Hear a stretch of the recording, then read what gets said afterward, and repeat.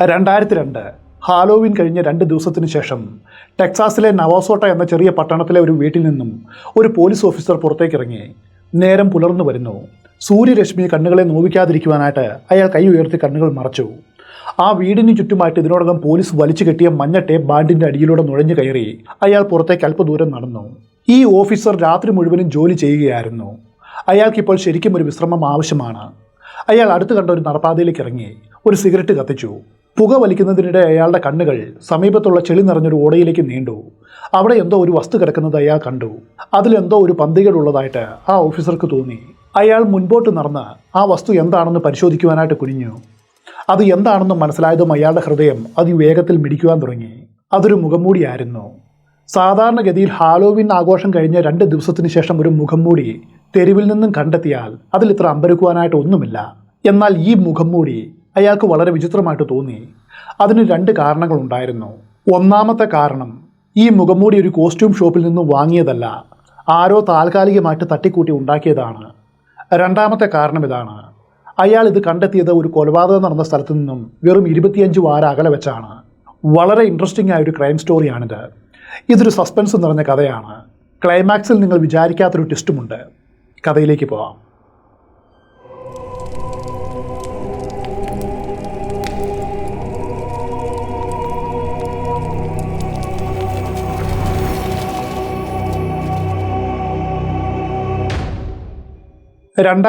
November 1 സമയം രാവിലെ 54 വയസ്സുള്ള ലോണി ടേണർ തൻ്റെ ഫ്യൂണറൽ ഹോമിലെ പിന്മുറിയിൽ വെച്ച് മരണപ്പെട്ട ഒരു മനുഷ്യൻ്റെ തലയിലെ മുടി ശ്രദ്ധാപൂർവ്വം വെട്ടുകയായിരുന്നു. ഹ്യൂസ്റ്റണിൻ്റെ തൊട്ടടുത്ത് വടക്ക് മാറിയുള്ളൊരു ചെറിയ പട്ടണമാണ് നവാസോട്ട. അവിടെയാണ് ജോൺസ് ഫ്യൂണറൽ ഹോം ഉള്ളത്. ഫ്യൂണറൽ ഹോം എന്താണെന്ന് വളരെ സിമ്പിളായിട്ട് പറയാം. നമ്മൾ കല്യാണം, അതുപോലെ വീട്ടിൽ നടക്കുന്ന മറ്റ് ചടങ്ങുകൾ, ഇതെല്ലാം ഭംഗിയായിട്ട് നടത്തുവാൻ ഈവൻറ്റ് മാനേജ്മെൻറ്റുകളെ ഏൽപ്പിക്കാറില്ലേ? അവർ ചെയ്യുന്ന അതേ ജോലിയാണ് ഇവരും ചെയ്യുന്നത്. ഒരാൾ മരിച്ചു കഴിഞ്ഞാൽ അന്ത്യയാത്രയ്ക്ക് വേണ്ട സകല കാര്യങ്ങളും ഇവർ ചെയ്തു കൊടുക്കും. ലോണി ടേണർ ജോൺസ് ഫ്യൂണറൽ ഹോമിൻ്റെ ഉടമസ്ഥൻ മാത്രമല്ല, മൃതദേഹം ഒരുക്കുന്നത് ഉൾപ്പെടെയുള്ള പ്രധാനപ്പെട്ട എല്ലാ ജോലികളും അയാൾ തന്നെയാണ് ചെയ്യുന്നത്. അദ്ദേഹം വളരെ ശ്രദ്ധാപൂർവം ജഡത്തിലെ രക്തം മുഴുവൻ കളഞ്ഞു, സിരകളിൽ രാസലായനി നിറച്ചു, മുടിവെട്ടൽ പൂർത്തിയാക്കി, ജഡത്തെ പുതിയ വസ്ത്രം ധരിപ്പിച്ചു, മേക്കപ്പ് ചെയ്തു. ഉച്ച കഴിഞ്ഞാണ് ചടങ്ങ്. ജോലിയെല്ലാം ഒന്ന് ഒതുങ്ങിയെന്ന് കണ്ടതും ലോണി ഇടനാഴിയിലൂടെ നടന്ന് തൻ്റെ ഓഫീസിലേക്കുള്ള പടികൾ കയറി. അയാളുടെ കാൽപാദങ്ങൾ അപ്പോൾ വല്ലാതെ വേദനിച്ചു. ലോണിക്ക് 54 വയസ്സേ ഉള്ളൂ. പക്ഷേ ഈ അടുത്ത കാലത്തായിട്ട് വലിയ ക്ഷീണവും അവശതയുമാണ്. തൻ്റെ ഓഫീസിന് പുറത്ത് ഭിത്തിയിൽ നിരത്തി വെച്ചിട്ടുള്ള ഫോട്ടോകളിലേക്ക് അയാൾ നോക്കി. നഗരത്തിലെ mayor, chamber of commerce, Navasota school ബോർഡിലെ അംഗങ്ങൾ, ഇവർക്കൊപ്പം ലോണി നിൽക്കുന്ന ചിത്രങ്ങളായിരുന്നു അതെല്ലാം. നവാസോട്ട സിറ്റി കൗൺസിലിലെ ആദ്യത്തെ ആഫ്രിക്കൻ അമേരിക്കൻ അംഗമായിരുന്നു അദ്ദേഹം. 2 വർഷം മുൻപ് ചേംബർ ഓഫ് കൊമേഴ്സിൽ നിന്നും അദ്ദേഹത്തിന് citizen of the year award ലഭിച്ചിരുന്നു. ഓഫീസിന് പുറത്തുള്ള ഭിത്തിയിൽ ആ അവാർഡ് ഫലകം തൂക്കിയിട്ടിരുന്നു. അതിലേക്ക് ഓരോ തവണ നോക്കും തോറും ലോണിക്ക് വലിയ അഭിമാനം തോന്നും. അയാളുടെ മുഖത്ത് സംതൃപ്തിയുടെ ഒരു ചിരി വിരിയും. ചുരുക്കി പറഞ്ഞാൽ നവാസോട്ടയിൽ എല്ലാവരും അറിയുന്ന, എല്ലാവരാലും ബഹുമാനിക്കപ്പെടുന്ന ഒരു പ്രധാന വ്യക്തിയാണ് ലോണി. എന്നാൽ തൻ്റെ ഓഫീസിലേക്ക് കയറിയതും അയാളുടെ മുഖത്തെ ചിരി മറഞ്ഞു. അയാളുടെ മകൻ ലോണി ജൂനിയർ മേശപ്പുറത്തിരുന്ന് ഫോണിൽ ആരോടോ സംസാരിക്കുന്നു. ലോണി മകൻ്റെ ശ്രദ്ധയൊന്ന് നേടുവാനായിട്ട് ഒന്ന് ചുമച്ചു. പക്ഷേ ലോണി ജൂനിയർ അയാളെ മനഃപൂർവ്വം അവഗണിച്ചു. ലോണി ടേണർ കൈകളും കെട്ടി മകനെ ഗൗരവത്തോടെ നോക്കി നിന്നു. ഒടുവിൽ ലോണി ജൂനിയർ ഫോണിൽ സംസാരിക്കുന്നത് നിർത്തി. എന്നിട്ട് പിതാവിനെ നോക്കി. പിതാവിനോട് ആദ്യം ഒരു ഹലോ പറയുന്നതിന് പകരം താൻ ടെക്സാസ് മോർച്ചറി നിയമ പരീക്ഷയ്ക്ക് പേപ്പർ രജിസ്റ്റർ ചെയ്യുവാൻ പോവുകയാണെന്ന് പറഞ്ഞു. ഒരു മോർട്ടീഷ്യൻ ആകണമെങ്കിൽ, അതായത് ശവസംസ്കാര ചടങ്ങുകൾ നടത്തുവാനായിട്ട് ലൈസൻസ് വേണ്ടതുണ്ട്. അത് കിട്ടണമെങ്കിൽ അവൻ ഈ പരീക്ഷ പാസ്സാവണം. ലോണിയുടെ ബിസിനസ് അവൻ ഏറ്റെടുക്കുന്നതിൻ്റെ ആദ്യ പടിയാണിത്. ഇപ്പോൾ ലോണി ടേണറിന് ഒരു കാര്യം മനസ്സിലായി. തൻ്റെ മകൻ തൻ്റെ നിഴലിൽ നിന്നും പുറത്തു കടക്കുവാനായിട്ട് ആഗ്രഹിക്കുന്നുണ്ട്. തൻ്റെ ബിസിനസ് അവന് കൈമാറണം. എന്നാൽ അതത്ര എളുപ്പമല്ല. കാരണം ലോണി ടേണർ ആ സമൂഹത്തിൽ അറിയപ്പെടുന്നൊരു വ്യക്തിയാണ്. അതുതന്നെയാണ് പ്രധാനപ്പെട്ട പ്രശ്നവും. തൻ്റെ പേര് ചീത്തയാക്കുവാനായിട്ട് അയാൾക്ക് ആഗ്രഹമില്ല. സത്യത്തിൽ ലോണിക്ക് തൻ്റെ ഫ്യൂണറൽ ബിസിനസ് മകന് കൈമാറുവാനായിട്ട് ആഗ്രഹമുണ്ട്. എങ്കിലും അവനത് കൈകാര്യം ചെയ്യുവാനും നല്ല രീതിയിൽ നടത്തിക്കൊണ്ടു പോകുവാനും അവന് കഴിയുമെന്ന് ഉറപ്പാകും വരെ അയാളത് ഒരിക്കലും ചെയ്യില്ല. കാരണം തൻ്റെ മകൻ ഇപ്പോഴും പക്വതയില്ലാത്ത രീതിയിലാണ് പെരുമാറുന്നത്. അതുകൊണ്ട് മോർട്ടീഷ്യൻ പരീക്ഷയെക്കുറിച്ച് അവൻ പറഞ്ഞതിനോട് ലോണി ടേണർ ഒട്ടും പ്രതികരിച്ചില്ല. അതിനു പകരം അതൊക്കെ അവിടെ നിൽക്കട്ടെ, ഇവിടെയുള്ള ജോലികൾ കഴിഞ്ഞു. പക്ഷേ മരിച്ചയാളുടെ വീട്ടിൽ ഏതാനും ജോലികൾ കൂടി ബാക്കിയുണ്ട്. ഞാനത് ചെയ്യുവാനായിട്ട് പോവുകയാണ്. നിനക്കും കുറച്ച് പണികൾ ബാക്കിയുണ്ട്. ജൂനിയർ മറുത്ത് എന്തെങ്കിലും പറയും മുൻപ് അദ്ദേഹം അവനോട് മൃതദേഹം ചടങ്ങുകൾക്ക് വേണ്ടി പള്ളിയിലേക്ക് മാറ്റുവാനും കൂടുതൽ രാസലായനി ഓർഡർ ചെയ്യുവാനും അതിനിടയിൽ കമ്പനിയുടെ കാർ കഴുകണമെന്നും പറഞ്ഞു. എന്നിട്ട് കാറിൻ്റെ താക്കോൽ മകന് നേരെ എറിഞ്ഞും കൊടുത്തു. ലോണി ജൂനിയർ അതും എടുത്തുകൊണ്ട് ദേഷ്യത്തോടെ അവിടെ നിന്നും ഇറങ്ങി. ലോണി ടേണറിന് അതൊന്നും അത്ര കാര്യമായിട്ട് തോന്നിയില്ല. മകൻ്റെ മോശം മനോഭാവവും അഹങ്കാരവും അയാൾക്ക് നന്നായിട്ട് അറിയാം. അയാളെ ഇതും മടുപ്പിച്ചിരുന്നു. മകനെ കൂടുതൽ കർശനമായിട്ട് കാര്യങ്ങളെല്ലാം പഠിപ്പിക്കണം, അല്ലെങ്കിൽ അവൻ്റെ മടി പിടിച്ച സ്വഭാവം ഗുരുതരമായിട്ടുള്ള പ്രശ്നങ്ങളിലേക്ക് അവനെ എത്തിക്കും. അപ്പോൾ ലോണി ടേണർ തൻ്റെ ഓഫീസിന് പുറത്തുനിന്നും എന്തോ ഒരു ശബ്ദം കേട്ടു. ഇടനാഴിയിലേക്ക് എത്തി നോക്കിയപ്പോൾ കണ്ടത് മകൻ മറ്റൊരു യുവാവുമായിട്ട് സംസാരിക്കുന്നതാണ്. 19 വയസ്സുള്ള ജെയിംസ് വൈറ്റ് ആയിരുന്നു ആ യുവാവ്. ജെയിംസ് വൈറ്റ് ലോണിയുടെ സ്വന്തക്കാരനാണ്, സഹോദരിയുടെ മകൻ. കൂടാതെ അവൻ്റെ തലതൊട്ടപ്പനുമായിരുന്നു ലോണി. അവരുടെ വീട്ടിലാണ് ജെയിംസ് വളർന്നത്. ലോണിയെ ഒരു അമ്മാവനിലും ഉപരിയായിട്ട് സ്വന്തം പിതാവിനെ പോലെയും അതുപോലെ ജൂനിയറിനെ ഒരു ജ്യേഷ്ഠനുമായിട്ടാണ് അവൻ കണ്ടത്. ജെയിംസ് വൈറ്റ് ലോണിയുടെ കമ്പനിയിൽ പാർട്ട് ടൈമായിട്ട് ജോലിയും ചെയ്യുന്നുണ്ട്. അവരുടെ സംസാരം കേട്ടപ്പോൾ ലോണിക്ക് ഒരു കാര്യം മനസ്സിലായി. തൻ്റെ മകനെ താൻ ഏൽപ്പിച്ച ജോലികൾ ജെയിംസിനോട് ചെയ്യുവാനായിട്ട് അവൻ ആവശ്യപ്പെടുന്നു. ഇതിനു മുൻപും അവൻ ഇങ്ങനെ ചെയ്തിട്ടുണ്ട്. അവൻ ഇഷ്ടമില്ലാത്ത ജോലികൾ ജെയിംസിൻ്റെ തലയിൽ കെട്ടിവയ്ക്കും. അതിനായിട്ട് കൂടുതൽ പണവും കൊടുക്കും. ജെയിംസിന് അവനോട് വലിയ മതിപ്പുണ്ട്. അത് മുതലെടുത്ത് അവനെക്കൊണ്ട് എല്ലാ കാര്യങ്ങളും ചെയ്യിക്കും. ഇത് ലോണിയെ കൂടുതൽ ദേഷ്യം പിടിപ്പിക്കും. കാരണം അയാൾ മകന് ജോലികൾ നൽകുന്നത് അവനെ വെറുതെ കഷ്ടപ്പെടുത്തുവാനല്ല, മറിച്ച് ഈ ബിസിനസ് ഏറ്റെടുക്കുവാനായിട്ട് പ്രാപ്തനാക്കുവാനാണ്. തൻ്റെ മകൻ വലിയ ഉത്തരവാദിത്വം ഏറ്റെടുക്കുവാനായിട്ട് തയ്യാറായിട്ടില്ല എന്നതിൻ്റെ തെളിവുകളാണ് ഈ കാണുന്നതെല്ലാം. അയാൾ നിസ്സഹായനായിട്ട് ഒരു ദീർഘശ്വാസം എടുത്തു. മകനെ ജെയിംസിനെ ഒന്നും പറഞ്ഞില്ല. അവരെ അവരുടെ പാട്ടിന് വിട്ടു. അതിനുശേഷം ഉച്ചതിരിഞ്ഞ് നടക്കുന്ന ശവസംസ്കാര ചടങ്ങുകൾക്ക് വേണ്ട തയ്യാറെടുപ്പുകൾ നടത്തി. ദുഃഖത്തിലാണ്ട കുടുംബാംഗങ്ങളുമായിട്ട് അല്പസമയം സംസാരിച്ചു. അന്നേ ദിവസം എല്ലാ ജോലിയും തീർത്ത് വീട്ടിലേക്ക് പോകുവാൻ നേരത്ത് ലോണി തീർത്തും അവശനായിരുന്നു. ഫ്യൂണറൽ ഹോമും പൂട്ടി നേരെ നവോസോട്ടയുടെ പ്രാന്തപ്രദേശത്തുള്ള വീട് ലക്ഷ്യമാക്കി അയാൾ കാർ ഓടിച്ചു. ആ വലിയ ഇരുനില വീടിന് മുൻപിൽ എത്തുമ്പോൾ പുറത്ത് നല്ല ഇരുട്ടായിരുന്നു. കാർ പാർക്ക് ചെയ്ത ശേഷം അയാൾ വീടിൻ്റെ പിൻവശത്തുള്ള പോർച്ചിലേക്ക് നടന്നു. അവിടെ ലൈറ്റ് പ്രകാശിക്കുന്നുണ്ട്. സാധാരണയായിട്ട് അയാൾ ചെയ്യും പോലെ പിൻവാതിൽ തുറന്നിട്ടിരുന്നു. ലോണി അകത്തേക്ക് കയറി. ജൂനിയർ ഇതുവരെയും വീട്ടിൽ എത്തിയിട്ടില്ല എന്ന് മനസ്സിലായി. പതിവ് പോലെ അവൻ കൂട്ടുകാരുമായിട്ട് കറങ്ങാൻ പോയിരിക്കുവാണ്. അദ്ദേഹം ഊഹിച്ചു. അയാൾ TV ഓണാക്കി. അത്താഴം കഴിച്ചു. കുറച്ച് ലോക്കൽ ന്യൂസ് കണ്ടു. ശേഷം 9:15 ഒരു ക്ലയൻറ്റിനെ ഫോണിൽ വിളിച്ചു. അവർ തമ്മിൽ കുറച്ചു നേരം സംസാരിച്ചു. അതിനുശേഷം ഉറങ്ങുവാനായിട്ട് പോയി. ജോലി ഭാരം കാരണം അയാൾ പെട്ടെന്ന് തന്നെ ഉറങ്ങി. നല്ല ഉറക്കത്തിലായിരുന്ന അയാളെ ഉണർത്തിയത് ഒരു വലിയ ശബ്ദമായിരുന്നു. ലോണി ഞെട്ടി എഴുന്നേറ്റ് കട്ടിലിരുന്നു. അയാളുടെ കണ്ണുകൾ ഇരുട്ടുമായിട്ട് പൊരുത്തപ്പെടും മുൻപ് മറ്റൊരു ശബ്ദം കൂടി കേട്ടു. ആരോ ശ്വാസമെടുക്കുന്ന ശബ്ദമായിരുന്നു അത്. അതിൻ്റെ അർത്ഥം ഇപ്പോൾ മറ്റാരോ കൂടി അയാളെ കൂടാതെ ആ മുറിയിലുണ്ട്. ഈ സംഭവം നടന്ന ഏതാനും മണിക്കൂറുകൾക്ക് ശേഷം ഏകദേശം 12 മണിയോടെ ലോണിയുടെ മകൻ ലോണി ജൂനിയർ വീട്ടിലേക്ക് വന്നു. പതിവ് പോലെ അവൻ പിൻവശത്തെ വരാന്തയിലേക്ക് നടന്നു. അവൻ വരുമ്പോൾ പതിവ് പോലെ വരാന്തയിലെ ലൈറ്റ് കത്തുന്നത് കണ്ടില്ല. ബൾബ് പരിശോധിച്ചപ്പോൾ അതല്പം ലൂസാണെന്ന് കണ്ടു. അവനത് മുറുക്കി. അപ്പോൾ ലൈറ്റ് കത്തി. ശേഷം തുറന്നു കിടന്ന വാതിലിലൂടെ അകത്തേക്ക് കയറി. മുകൾ നിലയിലുള്ള തൻ്റെ മുറിയിലേക്ക് നടന്നു. അപ്പോഴാണ് തൻ്റെ പിതാവിൻ്റെ മുറിയുടെ വാതിൽ തുറന്നു കിടക്കുന്നത് അവൻ കണ്ടത്. സാധാരണഗതിയിൽ ലോണി വാതിൽ അടച്ചാണ് കിടക്കാറ്. പക്ഷേ ഇന്ന് സമയം ഇത്രയും വൈകിട്ടും വാതിൽ തുറന്നു കിടക്കുന്നു. എന്തോ ഒരു പന്തികേട് അവനപ്പോൾ തോന്നി. ജൂനിയർ എന്തെങ്കിലും കുഴപ്പമുണ്ടോ എന്ന് വിളിച്ചു ചോദിച്ചു. പക്ഷേ അതിന് മറുപടി കിട്ടിയില്ല. അവൻ വാതിലിൻ്റെ അടുത്തേക്ക് വന്ന് അകത്തേക്ക് എത്തി നോക്കി. അപ്പോൾ കണ്ട കാഴ്ച ഇതായിരുന്നു. ലോണി ടേണർ കട്ടിലിൻ്റെ അടുത്തായിട്ട് നിലത്തായിട്ട് ചലനമില്ലാതെ മലർന്നു കിടക്കുന്നു. ഭിത്തിയിലാവട്ടെ കടും ചുവപ്പ് നിറത്തിൽ രക്തം ചീറ്റിത്തെറിച്ച പാടും കാണാം. ജൂനിയർ കുറച്ചു നേരം ഞെട്ടലോടെ അത് നോക്കി നിന്നു. അതിനുശേഷം അവൻ വേഗം തൻ്റെ ബെഡ്റൂമിലേക്ക് ഓടി. റൂമിലെത്തിയതും അവൻ മെത്ത ഉയർത്തി. അതിൻ്റെ അടിയിൽ ഒരു കൂട്ടം കൈത്തൂക്കുകൾ ഉണ്ടായിരുന്നു. അതിൽ ഒരെണ്ണം എടുത്തുകൊണ്ട് താഴേക്ക് ഓടി. എന്നിട്ട് പിൻവാതിൽ വഴി പുറത്തു ചാടി കാറിൽ കയറി. എന്നിട്ട് വേഗം അടുത്തുള്ള പോലീസ് സ്റ്റേഷനിലേക്ക് വണ്ടി ഓടിച്ചു. പോകുന്ന വഴിയിൽ 911 വിളിച്ചു. എന്താണ് കാര്യമെന്ന് ഓഫീസർ ചോദിച്ചപ്പോൾ തൻ്റെ പിതാവിനെ ആരോ വെടിവെച്ച് കൊലപ്പെടുത്തിയെന്ന് പറഞ്ഞു. ഓഫീസർ അവനോട് ലോണിയുടെ നാഡിമിടിപ്പ് പരിശോധിച്ചു എന്ന് ചോദിച്ചു. അപ്പോൾ താനൊന്നും പരിശോധിച്ചില്ല എന്നും കൊലയാളി ഇപ്പോഴും ആ വീട്ടിൽ ഉണ്ടാകുമെന്ന ഭയം കാരണമാണ് താൻ ഇറങ്ങി ഓടിയതെന്നും പറഞ്ഞു. ജൂനിയർ പോലീസ് സ്റ്റേഷനിലേക്ക് പോകുന്ന സമയത്ത് റോബ് ബെയ്ലി എന്ന പോലീസ് ഓഫീസർ നഗരത്തിലൂടെ പെട്രോളിംഗ് നടത്തുകയായിരുന്നു. അയാളെ സംബന്ധിച്ച് വളരെ ശാന്തമായ രാത്രി. അപ്പോഴാണ് റേഡിയോയിൽ അറിയിപ്പ് വന്നത്. നഗരത്തിൻ്റെ പ്രാന്തപ്രദേശത്തുള്ള ഒരു വീട്ടിൽ വെടിവയ്പ് നടന്നിരിക്കുന്നു. കൊലയാളി വീടിൻ്റെ ഉള്ളിൽ ഉണ്ടാകുവാനായിട്ട് സാധ്യതയുണ്ട്. സൂക്ഷിച്ച് കൈകാര്യം ചെയ്യണം. നവോസോട്ടെ നഗരത്തിലെ മിക്കവരെയും പോലെ റോബ് ബെയ്ലിക്കും ടേണർ കുടുംബത്തെ വ്യക്തിപരമായിട്ട് അറിയാം. അതുകൊണ്ട് തനിക്ക് പോകേണ്ട അഡ്രസ്സ് കേട്ടപ്പോൾ തന്നെ റോബിന് മനസ്സിലായി അത് ലോണിയുടെ വീടാണ്. റോബ് വേഗം അവിടേക്ക് പുറപ്പെട്ടു. തൻ്റെ സുഹൃത്തിന് ഒന്നും സംഭവിക്കരുതേ എന്നും മനസ്സിൽ പ്രാർത്ഥിച്ചു. അവിടെ എത്തിയതും കാർ പാർക്ക് ചെയ്ത് റോബ് ബെയ്ലി നേരെ വീടിൻ്റെ പിൻവശത്തേക്ക് നടന്നു. കാരണം ലോണി ടേണർ എപ്പോഴും അതുവഴിയാണ് ഉള്ളിലേക്ക് പോകുന്നത്. ഈ കാര്യം റോബിനും അറിയാം. അതിനായിട്ട് വീട് ചുറ്റി നടന്നു വരുമ്പോൾ മറ്റൊരു കാഴ്ച കണ്ടു. ഒരു നിമിഷം അയാൾ അവിടെ തന്നെ നിന്നു.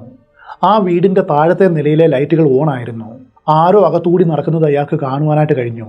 ആ രൂപം ലോണി ആയിരിക്കണമേ എന്ന് ഒരു നിമിഷം റോബ് ആഗ്രഹിച്ചു. അതുപോലെ വെടിവയ്പുണ്ടായെന്ന വാർത്ത തെറ്റായിരിക്കണമേ എന്നും. പക്ഷേ തൻ്റെ ആഗ്രഹങ്ങൾ സംഭവിക്കാനായിട്ട് യാതൊരു സാധ്യതയില്ലെന്നും അയാൾക്കറിയാം. ആ നിഴൽ രൂപം കൊലയാളിയുടെ ആവാം. അതിനാണ് കൂടുതൽ സാധ്യത. കൈകൾ കൈത്തോക്കിലമർത്തി റോബ് വളരെ ശ്രദ്ധയോടെ അവിടേക്ക് നടന്നു. വാതിലി ഒന്ന് മുട്ടി. കുറച്ചു നേരത്തേക്ക് പ്രതികരണമൊന്നും ഉണ്ടായില്ല. പിന്നെ അകത്തുനിന്നും ആരോ നടന്നു വരുന്ന കാലൊച്ച കേട്ടു. വാതിൽ തുറക്കപ്പെട്ടു. വാതിൽ തുറന്നയാളെ കണ്ട ഓഫീസർ റോബ് ബെയ്ലി അമ്പരന്നു. കാരണം അയാൾക്ക് ആ മനുഷ്യനെ വളരെ നന്നായിട്ട് അറിയാം. ലോണി ടേണറിൻ്റെ സഹോദരനായ ലോസൺ ടേണർ ആയിരുന്നു അത്. ലോസന്റെ വീട് ഇവിടെ നിന്നും വളരെ ദൂരെയാണ്. അവിടെ നിന്നും ഇവിടേക്ക് എത്തുവാനായിട്ട് ഏകദേശം 3 മണിക്കൂർ വേണ്ടിവരും. ഒരു പോലീസ് ഓഫീസറെ പെട്ടെന്ന് കണ്ടപ്പോൾ ലോസനും ആശയക്കുഴപ്പമായി. അപ്പോൾ റോബ് അയാളോട് ഒരു വെടിവയ്പ്പിനെക്കുറിച്ച് അന്വേഷിക്കുവാനാണ് താൻ വന്നത് എന്ന് പറഞ്ഞു. അപ്പോൾ ലോസൻ വെടിവയ്പ്പിനെക്കുറിച്ച് തനിക്കൊന്നും അറിയില്ല എന്നും താനൊന്നും കേട്ടില്ല എന്നും കുറച്ച് നിമിഷങ്ങൾക്ക് മുൻപാണ് താൻ ഇവിടേക്ക് വന്നത് എന്നും ആ സമയത്ത് വീട്ടിൽ ആരുമില്ലായിരുന്നു എന്നും അയാൾ പറഞ്ഞു. ഓഫീസർ റോബിനെ എന്ത് ചെയ്യണമെന്ന് മനസ്സിലായില്ല. ഒരു പക്ഷേ തനിക്ക് കിട്ടിയ ഇൻഫർമേഷൻ തെറ്റായിരിക്കുമോ? എന്തായാലും പുറത്ത് കാത്തിരിക്കുവാനായിട്ട് അയാൾ ലോസനോട് ആവശ്യപ്പെട്ടു. എന്നിട്ട് വീടിൻ്റെ അകത്തേക്ക് നടന്നു. ബെയ്ലി നേരെ പോയത് മുകൾ നിലയിലുള്ള ലോണിയുടെ കിടപ്പുമുറിയിലേക്കാണ്. അയാളെ ഞെട്ടിച്ചുകൊണ്ട് അവിടെ ജൂനിയർ പറഞ്ഞതുപോലെ ലോണി ടേണർ കട്ടിലിനോട് ചേർന്ന് നിലത്ത് കിടപ്പുണ്ട്. പിന്നിലെ ഭിത്തിയിൽ രക്തം പുരണ്ടിരുന്നു. റോബ് ബെയ്ലി കുനിഞ്ഞ് തൻ്റെ സുഹൃത്തിന് പൾസ് ഉണ്ടോ എന്ന് പരിശോധിച്ചു. പൾസ് ഇല്ലായിരുന്നു.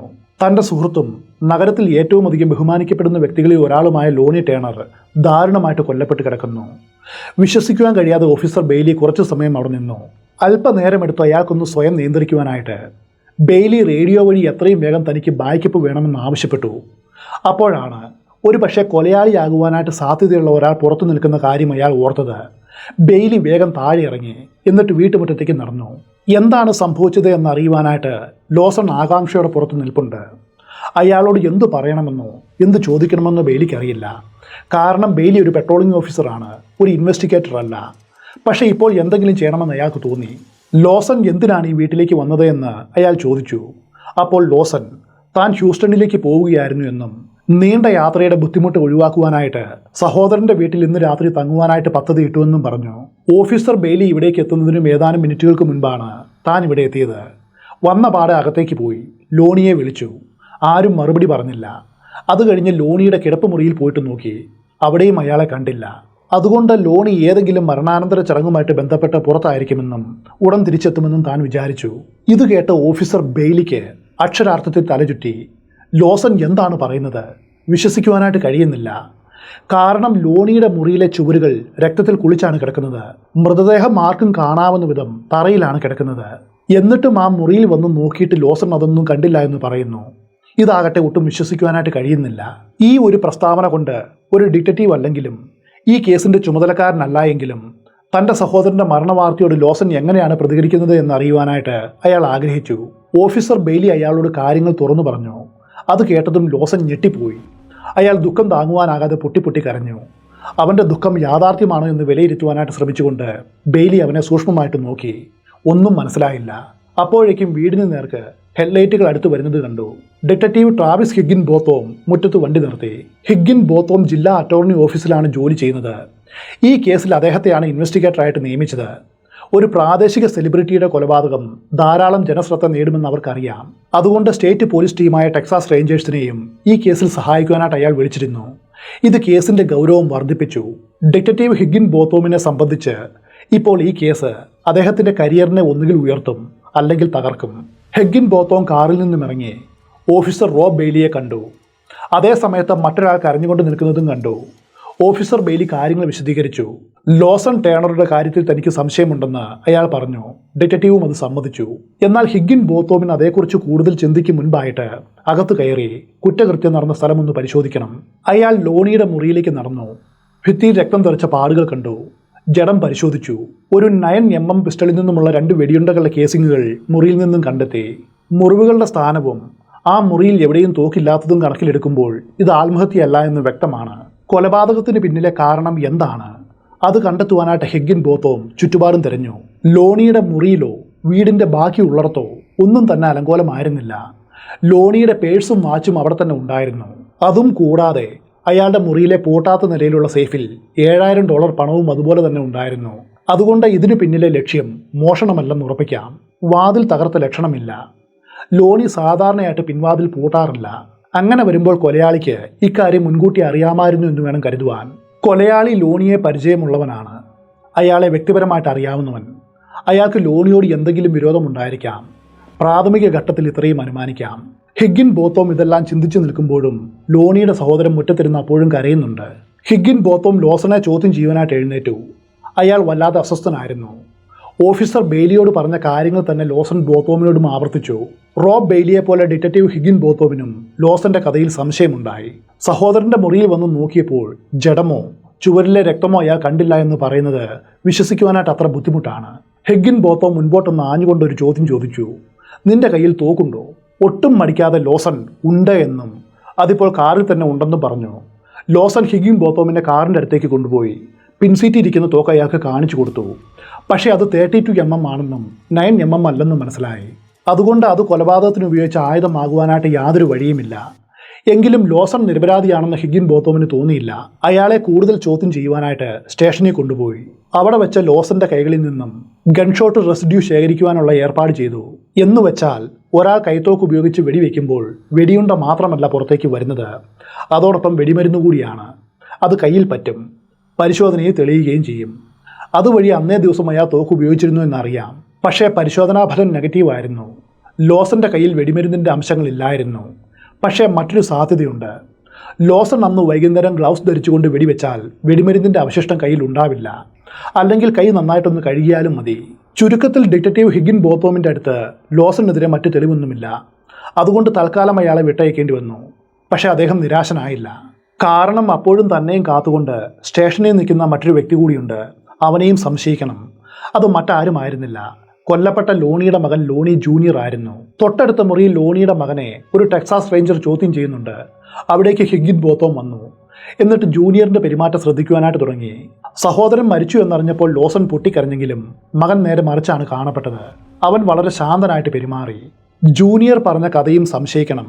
കാരണം അവൻ പറഞ്ഞത് മുറിയിലെ ചുമരിൽ രക്തം കണ്ടപ്പോൾ തന്നെ തൻ്റെ പിതാവ് വെടിയേറ്റ് കൊല്ലപ്പെട്ടുവെന്ന് താൻ അനുമാനിച്ചുവെന്നാണ്. എന്നാലോ വെടിയേച്ചു എന്നും അവൻ കേട്ടതുമില്ല. ഷെൽ കേസിങ്ങുകളും കണ്ടില്ല. തൻ്റെ പിതാവിന് നാഡീമിടിപ്പ് ഉണ്ടോ എന്ന് പോലും പരിശോധിച്ചില്ല. ഈ കാഴ്ച കണ്ടതും നേരെ റൂമിലേക്ക് ഓടി ഒരു തോക്കുമെടുത്ത് പുറത്തേക്ക് ഇറങ്ങി. എന്നിട്ട് സ്റ്റേഷനിലേക്ക് കാർ ഓടിച്ചു. അതിൽ നിന്നും ഒരു കാര്യം അനുമാനിക്കാം. പിതാവിൻ്റെ മുറിയിൽ കാല് കുത്തും മുൻപായിട്ട് അവിടെ എന്താണ് സംഭവിച്ചത് എന്ന് അവൻ അറിയാമായിരുന്നു. എന്നാൽ ഈ ആരോപണം സത്യമല്ലെന്ന് ജൂനിയർ പറഞ്ഞു. താൻ ഇറങ്ങി ഓടി. അത് ശരിയാണ്. അതിന് കാരണവുമുണ്ട്. തൻ്റെ പിതാവിൻ്റെ കൊലയാളി അപ്പോഴും വീട്ടിലുണ്ടെന്ന് താൻ അപ്പോൾ വിചാരിച്ചു. സ്വയരക്ഷയ്ക്ക് വേണ്ടിയിട്ടാണ് ഒരു തോക്കുമെടുത്ത് പുറത്ത് ചാടിയത്. അവൻ തൻ്റെ തോക്കും അവരെ കാണിച്ചു. ഇത് കണ്ട ഹിഗിൻ ബോത്തോം അതിശയിച്ചു. കാരണം സാധാരണക്കാർക്ക് സ്റ്റേഷനിലേക്ക് ആയുധങ്ങൾ കൊണ്ടുവരുവാനായിട്ട് അനുവാദമില്ല. ആയുധം കൈവശമുള്ളതുകൊണ്ട് അവരവനെ കൂടുതലായിട്ട് സംശയിച്ചു. ഹിഗിൻ ബോത്തോം ആ തോക്ക് സൂക്ഷ്മമായിട്ട് പരിശോധിച്ചു. അത് 9 mm അല്ലെന്ന് മനസ്സിലായി. പറഞ്ഞു കേട്ടിടത്തോളം അവന് ഒരു തോക്ക് ശേഖരമുണ്ട്. അങ്ങനെയെങ്കിൽ ഒരു 9 mm അവൻ്റെ അടുത്ത് കാണാതിരിക്കില്ല. അവർ ജൂനിയറിൻ്റെ കയ്യിൽ വെടിമരുന്നിൻ്റെ അവശിഷ്ടങ്ങളുണ്ടോ എന്ന് പരിശോധിച്ചു. അതിൻ്റെ റിസൾട്ട് നെഗറ്റീവായിരുന്നു. അതിൻ്റെ അർത്ഥം ജൂനിയർ അന്ന് രാത്രിയിൽ ആയുധം ഉപയോഗിച്ചിട്ടില്ല എന്നാണ്. തൊട്ടു പിന്നാലെ അവർ വീണ്ടും ആ വീട്ടിലെത്തി. ജൂനിയറിൻ്റെ മെത്തയുടെ അടിയിൽ നോക്കി. ഒളിപ്പിച്ചു വെച്ച നിലയിൽ കുറേയേറെ ആയുധങ്ങൾ കണ്ടെത്തി. അതിലൊരു 9 mm പിസ്റ്റളും ഉണ്ടായിരുന്നു. ഇനി ഈ തോക്ക് ഉപയോഗിച്ച് ടെസ്റ്റ് ഫയർ ചെയ്യണം. അതിലെ കേസിങ്ങും ക്രൈം സ്പോട്ടിൽ നിന്നും കിട്ടിയ കേസിങ്ങും തമ്മിൽ ഒത്തുനോക്കണം. രണ്ടും ഒന്നാണെങ്കിൽ കൊലയ്ക്ക് ഉപയോഗിച്ച ആയുധം ഇതാണെന്ന് ഉറപ്പിക്കാം. ലോണി ജൂനിയർ പിടിയിലാകുവാൻ പിന്നെ വൈകില്ല. പക്ഷേ ടെസ്റ്റ് ഫയർ ചെയ്ത് അതിൻ്റെ റിസൾട്ട് വരുവാനായിട്ട് സമയമെടുക്കും. ഈ തോക്കിനെക്കുറിച്ച് അവനോടവർ ചോദിച്ചു. അപ്പോഴവൻ പറഞ്ഞ കഥ ഇതാണ്. ഇപ്പോൾ പോലീസ് കണ്ടുപിടിച്ച 9 mm പിസ്റ്റൾ തൻ്റെ തന്നെയാണ്. എന്നാൽ കുറച്ച് ദിവസങ്ങൾക്ക് മുൻപ് അത് വീട്ടിൽ നിന്നും കാണാതായിരുന്നു. ഇപ്പോൾ എങ്ങനെയാണ് വീണ്ടും അത് തൻ്റെ മെത്തക്കടിയിൽ വന്നത് എന്ന് തനിക്കറിയില്ല. ഈ മറുപടി പോലീസിന് അത്ര വിശ്വസനീയമായിട്ട് തോന്നിയില്ല. തോക്ക് കാണാതെ പോയപ്പോൾ പോലീസിൽ പരാതിപ്പെട്ടോ എന്നവർ ചോദിച്ചു. അതിന് ജൂനിയർ ഇല്ല എന്ന് പറഞ്ഞു. ഇതോടെ ജൂനിയർ കുറ്റക്കാരനാണെന്ന് ഡിറ്റക്റ്റീവിന് മനസ്സിലായി. എന്നാൽ അവനെ അറസ്റ്റ് ചെയ്യുവാനായിട്ട് വലിയൊരു തടസ്സമുണ്ട്. അവന് വളരെ ശക്തമായിട്ടുള്ള ഒരു അലിബേ ഉണ്ടായിരുന്നു. സംഭവം നടന്ന സമയത്ത് താൻ തൻ്റെ കാമുകിയോടൊപ്പമായിരുന്നു എന്നും ഒരു റെസ്റ്റോറൻറ്റിൽ നിന്നും ആഹാരം കഴിച്ചുവെന്നും അതിനുശേഷം അവളുടെ വീട്ടിൽ കുറച്ച് സമയം ചെലവഴിച്ചുവെന്നും അതിനുശേഷം വീട്ടിലേക്ക് പോകുമ്പോൾ ഒരു കാർ വാഷിങ്ങിൽ കാർ നിർത്തി വാഹനം കഴുകിയെന്നും അവൻ പറഞ്ഞു. ഹിഗിൻ ബോത്തോം അവൻ്റെ കാമുകിയുടെ പേരും കാർ വാഷിംഗ് സ്ഥാപനത്തിൻ്റെ പേരും കുറിച്ചു വെച്ചു. ജൂനിയർ പറഞ്ഞ അലിബെ സത്യമാണോ എന്ന് ഇനി അന്വേഷിക്കണം. തൽക്കാലം അവനെ പോകുവാനായിട്ട് അനുവദിച്ചു. എന്നാൽ നമ്മൾ തമ്മിൽ വീണ്ടും ഇനിയും കാണേണ്ടി വരുമെന്ന് ഉറപ്പിച്ചും പറഞ്ഞു. പിറ്റേ ദിവസം രാവിലെ തന്നെ ഹിഗ്ഗിൻബോത്തോം ലോണി ജൂനിയറിന്റെ ആലിബെ പരിശോധിക്കുവാനായിട്ട് നിരവധി ഫോൺ കോളുകൾ ചെയ്തു. അതിൽ നിന്നും അവൻ പറഞ്ഞ കാര്യങ്ങളെല്ലാം സത്യമാണെന്ന് തെളിഞ്ഞു. കൊല നടന്ന സമയത്ത് അവൻ കാമുകിയുടെ വീട്ടിലും കാർ കഴുകുന്ന സ്ഥലത്തും പോയിട്ടുണ്ട്. അതിന് തെളിവുമുണ്ട്. പക്ഷേ ഒന്ന് ആലോചിച്ചാൽ മനഃപൂർവ്വം ഇങ്ങനെ ഒരു ആലിബെ സൃഷ്ടിച്ച് ഇതിനിടയിൽ അവന് വീട്ടിൽ പോയിട്ട് പിതാവിനെ കൊല്ലുവാനും സമയം കിട്ടും. ഒരു ഡിറ്റക്റ്റീവ് എന്ന നിലയിൽ ഹിഗ്ഗിൻബോത്തോമിന് ജൂനിയറും അതുപോലെ ലോസണും പറഞ്ഞ കഥകൾ വിശ്വസിക്കുവാനായിട്ട് കഴിഞ്ഞില്ല. ഈ 2 സസ്പെക്റ്റുകളിൽ ഒരാൾ കള്ളം പറയുന്നുണ്ട്, അത് ഉറപ്പാണ്. പക്ഷെ ആരാണ് കുറ്റവാളി എന്ന് മനസ്സിലാകുന്നുമില്ല. അപ്പോഴാണ് ഹിഗ്ഗിൻബോത്തോമിൻ്റെ മേശയിലെ ഫോൺ അടിച്ചത്. അത് ജില്ലാ അറ്റോർണി ആയിരുന്നു. അദ്ദേഹത്തിന് കൈമാറുവാനായിട്ട് വലിയൊരു വാർത്തയുണ്ടായിരുന്നു. ലോണിയുടെ വീട്ടിൽ തെളിവുകൾ ശേഖരിച്ചു കൊണ്ടിരുന്നൊരു പോലീസ് ഓഫീസർ ഇടയ്ക്കൊന്ന് പുക വലിക്കാനായിട്ട് പുറത്തിറങ്ങി. അപ്പോഴൊരു കാര്യം കണ്ടെത്തി. ലോണിയുടെ വീട്ടിൽ നിന്നും 25 യാർഡ് മാറി ഒരു ഓടയുണ്ട്. അവിടെ നിന്നും ഒരു ജോഡി കയ്യുറകളും തട്ടിക്കൂട്ടി ഉണ്ടാക്കിയൊരു മുഖംമൂടിയും അയാൾ കണ്ടുപിടിച്ചു. ഈ വാർത്ത കേട്ടതും ഹിഗ്ഗിൻബോത്തോമിൻ്റെ കണ്ണുകൾ വിടർന്നു. ലോണിയെ കൊലപ്പെടുത്തിയ ആൾ ആ മാസ്ക് ധരിച്ചിട്ടുണ്ടെങ്കിൽ അതിൽ അവൻ്റെ ഉമിനീരിൻ്റെ അംശമുണ്ടാവും. അതിൽ DNA ഉണ്ടായിരിക്കും. മാസ്കിലെ DNA പരിശോധിക്കുവാനായിട്ട് സമയമെടുക്കും.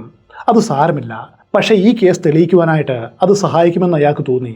അദ്ദേഹം ജൂനിയറിൻ്റെയും ലോസൻ്റെയും DNA ശേഖരിക്കുവാനായിട്ട് ഏർപ്പാട് ചെയ്തു. മാസ്കിൽ നിന്നും DNA കിട്ടിയാൽ അത് വെച്ച് ഇവരുടെ DNA ഒത്തുനോക്കുവാനായിട്ട് കഴിയും. കുറ്റവാളി വെളിച്ചത്തും വരും. ഡിറ്റക്റ്റീവ് അതിനുള്ള ഏർപ്പാടുകൾ ചെയ്തു. അതേ സമയത്ത് അയാളുടെ മുൻപിലെ ഫോൺ വീണ്ടും റിംഗ് ചെയ്തു. ഈ കേസിനെ മറ്റൊരു വഴിയിലേക്ക് തിരിച്ചുവിട്ട ഒരു കോളായിരുന്നു അത്. ടെക്സാസിലെ ഒരു റേഞ്ചറായിരുന്നു അയാളെ വിളിച്ചത്. അയാൾക്കൊരു കാര്യം പറയുവാനുണ്ടായിരുന്നു. ലോണിയുടെ മരണത്തിനും ഏതാനും മാസങ്ങൾക്ക് മുൻപ് അയാൾ ഒരു ക്രിമിനൽ കേസ് കൊടുത്തിരുന്നു. ഒരു കള്ളൻ ലോണി ടേണറുടെ ഓഫീസിൽ നിന്നും നിരവധി ബ്ലാങ്ക് ചെക്കുകൾ മോഷ്ടിച്ചു. എന്നിട്ട് അവയിൽ സ്വന്തമായിട്ട് ലോണിയുടെ ഒപ്പിട്ട് ഏകദേശം $8000 അക്കൗണ്ടിൽ നിന്നും മോഷ്ടിച്ചു. ചെക്ക് മോഷണം പോയത് ലോണി കണ്ടുപിടിച്ചു. അയാൾ പരാതിപ്പെട്ടു. അന്വേഷണത്തിൽ കുറ്റവാളിയെ പെട്ടെന്ന് കണ്ടുപിടിച്ചു. അയാളുടെ മരുമകനായ 19 വയസ്സുള്ള ജെയിംസ് വൈറ്റ് ആയിരുന്നു ആ കള്ളൻ. ജെയിംസ് വൈറ്റ് ഇപ്പോഴും ഫ്യൂണറൽ ഹോമിൽ പാർട്ട് ടൈം ജോലി ചെയ്യുന്നുണ്ടെന്ന് ഹിഗ്ഗിൻബോത്തോം അറിഞ്ഞു. അതിൻ്റെ അർത്ഥം ലോണി അവനോട് ക്ഷമിച്ചുവെന്നാണ്. ഇപ്പോൾ പുതിയൊരു സസ്പെക്റ്റ് കൂടി ഈ കേസിലേക്ക് വരികയാണ്. ജൂനിയറിനെയും ലോസണെയും പോലെ മേൽ പറഞ്ഞ ജെയിംസും ഒരു പ്രതിയാകുവാനായിട്ട് സാധ്യതയുണ്ടെന്ന് അയാൾക്ക് തോന്നി. കാരണം ജെയിംസ് വൈറ്റിന് ലോണി ടേണറുടെ കുടുംബവുമായിട്ട് അടുത്ത ബന്ധമാണ്. അതുകൊണ്ട് ലോണി വീടിൻ്റെ പിൻവാതിൽ തുറന്നിടുമെന്ന് അവൻ അറിയാം. കൂടാതെ ജൂനിയർ തൻ്റെ തോക്കുകൾ എവിടെയാണ് ഒളിപ്പിക്കുന്നത് എന്നും അവൻ അറിയുവാനായിട്ട് സാധ്യതയുണ്ട്. ജെയിംസിനെ എത്രയും വേഗം കണ്ടെത്തി ചോദ്യം ചെയ്യണം. പോലീസ് അന്വേഷണം തുടങ്ങി. വൈകാതെ ജെയിംസ് വൈറ്റിനെ കണ്ടെത്തി. തൻ്റെ അമ്മാവൻ്റെ മരണത്തിൽ അവൻ വളരെ ദുഃഖിതനാണെന്ന് അവർക്ക് മനസ്സിലായി. പക്ഷേ വളരെ സഹകരണ മനോഭാവത്തോടെയാണ് എല്ലാ ചോദ്യങ്ങൾക്കും അവൻ ഉത്തരം നൽകിയത്. താൻ ചെക്കുകൾ മോഷ്ടിച്ചുവെന്ന് അവൻ സമ്മതിച്ചു. പക്ഷേ ലോണിയുടെ മരണത്തിൽ തനിക്ക് പങ്കില്ല എന്ന് ശക്തമായിട്ട് വാദിച്ചു. ജൂനിയറെ പോലെ കൊലപാതകം നടന്ന രാത്രിയിൽ താൻ മറ്റൊരിടത്തായിരുന്നുവെന്ന് അവനും ഒരു അലിബെ ഉണ്ടായിരുന്നു. താൻ അടുത്തുള്ള പട്ടണത്തിലെ ഒരു ക്ലബ്ബിൽ കൂട്ടുകാരുടെ ഒപ്പമായിരുന്നു. അവരത് സ്ഥിരീകരിക്കും. ഈ സുഹൃത്തുക്കളെയും ചോദ്യം ചെയ്യണമെന്ന് ഡിറ്റക്റ്റീവ് ഹിഗ്ഗിൻബോത്തോം തീരുമാനിച്ചു. ലോണിയുടെ വീടിന്റെ പുറത്തുനിന്നും കണ്ടെത്തിയ മാസ്കിനെ കുറിച്ച് ആലോചിച്ചുകൊണ്ട് അദ്ദേഹം ജെയിംസിനോട് നീ സ്വമേധയാ DNA സാമ്പിൾ തരുവാനായിട്ട് തയ്യാറാണോ എന്ന് ചോദിച്ചു. ജെയിംസ് ഉടൻ തന്നെ അതിന് സമ്മതിച്ചു. ഹിഗ്ഗിൻബോത്തോം ജെയിംസിൽ നിന്ന് DNA സാമ്പിൾ ശേഖരിച്ചു. എന്നിട്ട് ഡിസ്ട്രിക്ട് അറ്റോർണി ഓഫീസിലേക്ക് തിരിച്ചു. അവിടെ എത്തിയതും ജൂനിയറിൻ്റെയും ലോസൻ്റെയും മാസ്കിൻ്റെയും കൂടെ ജെയിംസിൻ്റെയും DNA പരിശോധനയ്ക്ക് അയച്ചു. തൊട്ടു പിന്നാലെ ജെയിംസിൻ്റെ സുഹൃത്തുക്കളെ കണ്ടുപിടിച്ചു. അവരെ ചോദ്യം ചെയ്തു. ജെയിംസ് പറഞ്ഞത് അവർ സ്ഥിരീകരിച്ചു. കൊല നടന്ന ദിവസം അവൻ തങ്ങളുടെ കൂടെ ഉണ്ടായിരുന്നു. അതിനുശേഷം അദ്ദേഹം തൻ്റെ ഓഫീസിലേക്ക് വന്നു.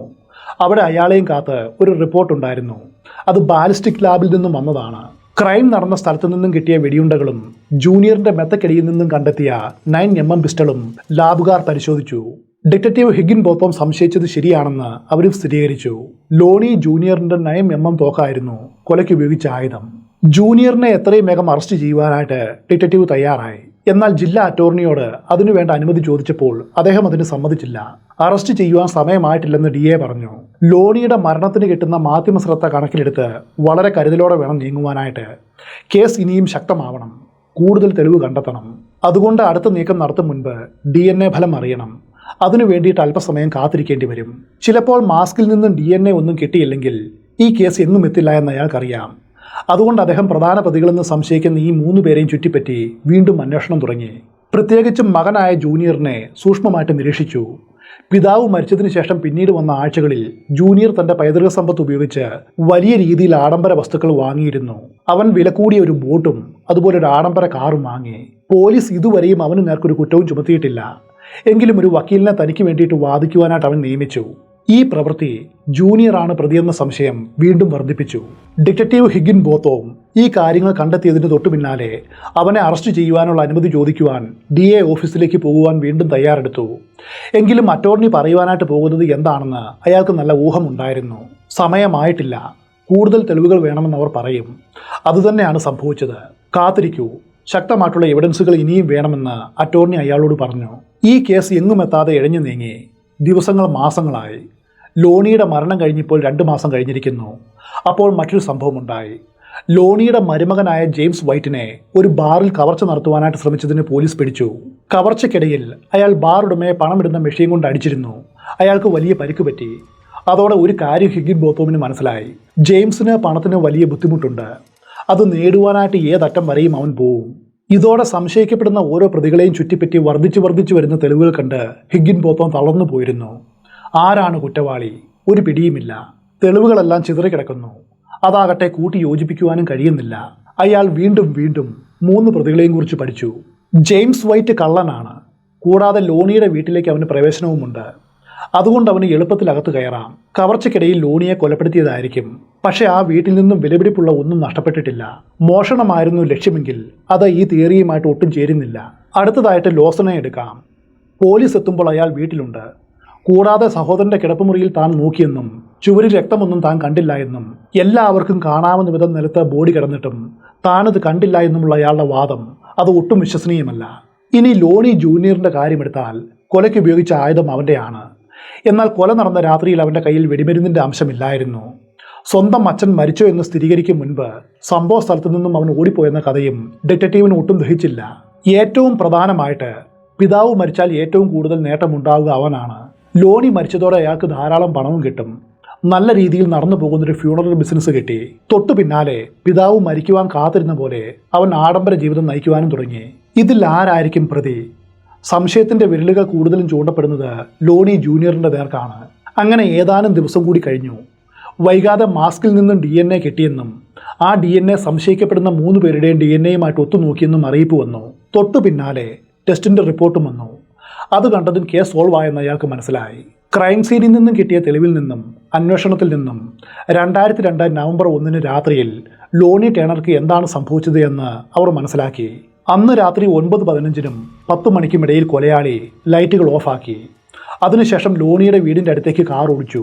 അവൻ ലോണിയുടെ വീടിന് പുറത്ത് അല്പം മാറി വണ്ടി പാർക്ക് ചെയ്തു. അതിനുശേഷം കയ്യുറകളും തട്ടിക്കൂട്ടി ഉണ്ടാക്കിയൊരു മുഖംമൂടിയും ധരിച്ചു. ഒരു ജിം ഷൂവിൻ്റെ ബാഗിൽ കണ്ണിൻ്റെ സ്ഥാനത്ത് 2 ദ്വാരങ്ങൾ ഉണ്ടാക്കിയാണ് അവൻ ആ മാസ്ക് നിർമ്മിച്ചത്.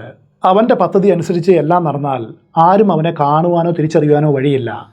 അഥവാ ആരെങ്കിലും ഒരു വേള അവനെ കണ്ടുവെന്ന് കരുതുക, മാസ്ക് രക്ഷിക്കും. എങ്കിലും ഒരു മുൻകരുതൽ എന്ന നിലയിൽ കൊലയാളി ഒരു 9mm പിസ്റ്റൾ കൂടി എടുത്തു.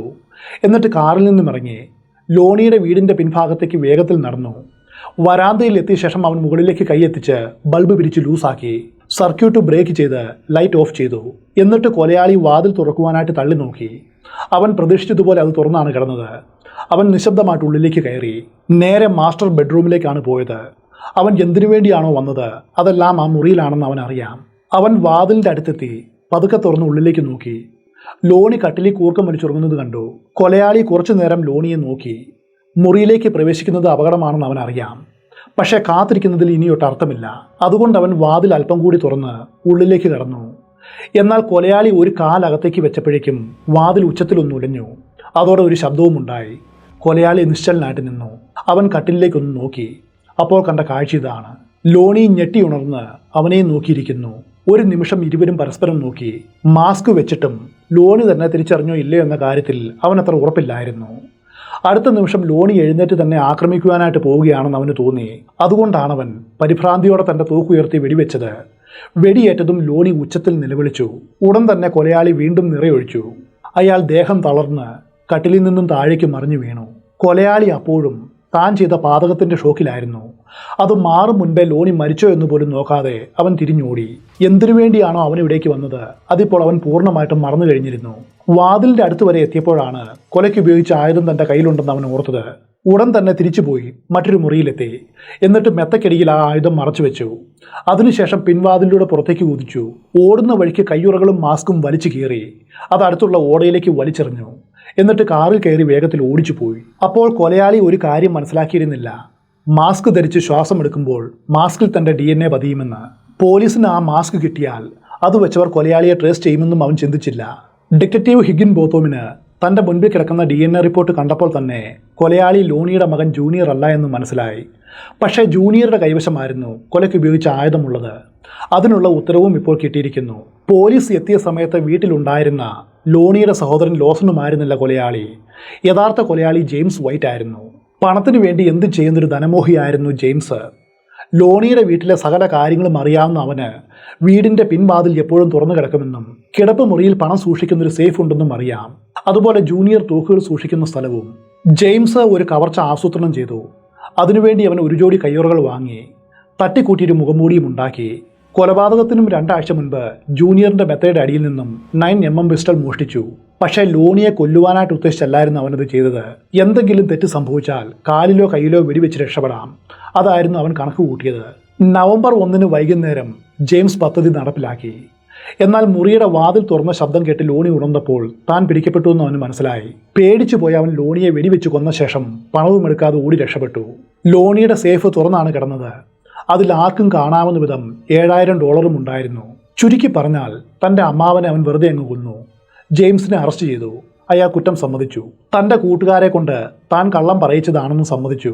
എങ്കിലും ഇത് തൻ്റെ പദ്ധതി അല്ലായിരുന്നുവെന്നും ലോണിയുടെ മകൻ ജൂനിയർ തോക്ക് ചൂണ്ടി തന്നെ ഭീഷണിപ്പെടുത്തി പിതാവിനെ കൊല്ലുവാനായിട്ട് ആവശ്യപ്പെട്ടുവെന്നും അവൻ പറഞ്ഞു. കാരണം ജൂനിയറിന് പിതാവിൻ്റെ സ്വത്ത് പൂർണ്ണമായിട്ടും വേണമായിരുന്നു. എന്നാൽ ഈ ആരോപണത്തിന് യാതൊരു തെളിവും ഉണ്ടായിരുന്നില്ല. ഒടുവിൽ ജെയിംസ് വൈറ്റ് കുറ്റസമ്മതം നടത്തി 20 വർഷത്തെ തടവിന് ശിക്ഷിക്കപ്പെട്ടു. ഇത്രയുമാണ് ഇന്നത്തെ കഥ. കഥയുടെ അവസാനം വരെ സസ്പെൻസ് നിലനിർത്തുവാനായിട്ട് എനിക്ക് സാധിച്ചു എന്ന് വിശ്വസിക്കുന്നു. കഥ ഇഷ്ടമായവർ ലൈക്ക്, കമൻറ്റ്, ഹൈപ്പ് അങ്ങനെ തുടങ്ങിയ വളങ്ങൾ തന്ന് ഈ കൊച്ചു ചെടിയെ വളർത്തുവാനായിട്ട് സഹായിക്കണം. അതുപോലെ ഇനിയും സബ്സ്ക്രൈബ് ചെയ്യാത്തവർ നാണിക്കാതെ അതും ചെയ്യണം. ഞാൻ വഴക്ക് പറയില്ല. അതുപോലെ മറ്റൊരു കഥയിൽ വെച്ച് നമുക്ക് വീണ്ടും കണ്ടുമുട്ടാം.